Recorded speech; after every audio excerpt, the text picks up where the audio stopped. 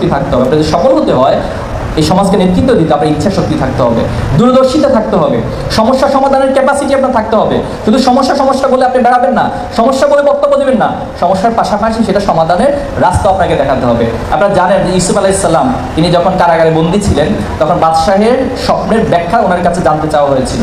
পরবর্তী তিনি বলেছেন যে স্বপ্নের ব্যাখ্যা হচ্ছে আগামী দিনে এখানে দুর্ভিক্ষ হতে যাচ্ছে।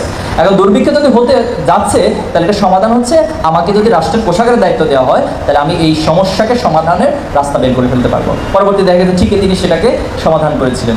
এভাবে করে আমাদের সমাজে যত সমস্যাগুলো আছে এই সমস্যা আইডেন্টিফাইয়ের পাশাপাশি আপনাকে সমাধানের রাস্তা বের করতে হবে, তাহলে আপনি এই সমাজকে নেতৃত্ব দিতে পারবেন। প্রিয় ভাই এবং বোনেরা, এই নেতৃত্বের কোয়ালিটির পাশাপাশি আমাদের চারিত্রিক মাধুর্যতা থাকতে হবে।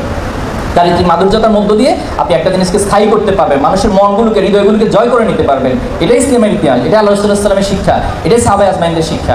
আপনি উদার হবেন, মানুষের প্রতি সহনশীল হবেন, মানুষের প্রতি শ্রদ্ধা করবেন, মানুষের সেবা করে এক ধরনের আনন্দ অনুভব করবেন। আপনি অপরের কাছ থেকে গ্রহণ করবেন না, বরং অপরকে আপনি সেবা দিয়ে, অপরকে কোনো কিছু দিয়ে আপনি আনন্দ অনুভব করবেন। এই মানসিকতা সমৃদ্ধ আমাদেরকে হতে হবে। তাহলে প্রিয় শিক্ষার্থী বন্ধুরা, আমরা আপনাদের কাছে সেই প্রত্যাশা রাখছি, আপনারা নিজেদেরকে সেভাবে গড়ে তুলবেন। ছাত্র শিবির কেমন বাংলাদেশ দেখতে চায়, কেমন ক্যাম্পাস দেখতে চায়? আমরা বিগত 15 বছর যে ফ্যাসিজম দেখেছি, মানুষের উপর চাপিয়ে দেওয়ার রাজনীতি দেখেছি, সেটা আর দেখতে চায় না।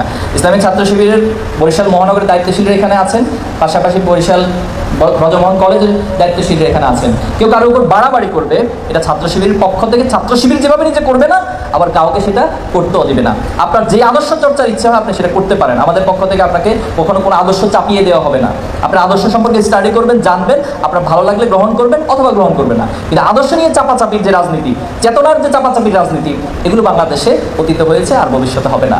ফাও খাওয়ার একটা রাজনীতি বিভিন্ন ক্যান্টিনগুলোতে, হোস্টেলের ক্যান্টিন